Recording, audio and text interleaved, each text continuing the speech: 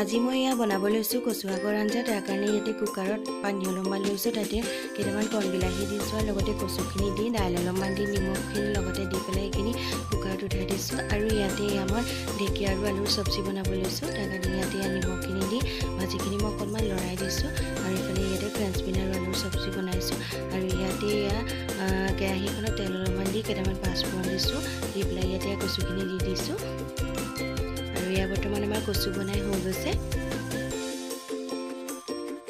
আৰু ইয়াতে মই ভাত লৈছো লগতে ইয়াতে ঢেকীয়া আৰু আলুৰ চব্জি লৈছো আৰু ইফালে ইয়াতে ফ্ৰেঞ্চ বিন আৰু আলুৰ চব্জি লৈছো আৰু এয়া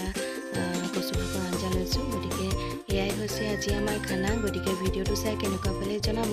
লাইক কৰিব কমেণ্ট কৰিব শ্বেয়াৰ কৰিব আৰু লগতে চেনেলটো ছাবস্ক্ৰাইব কৰি দিব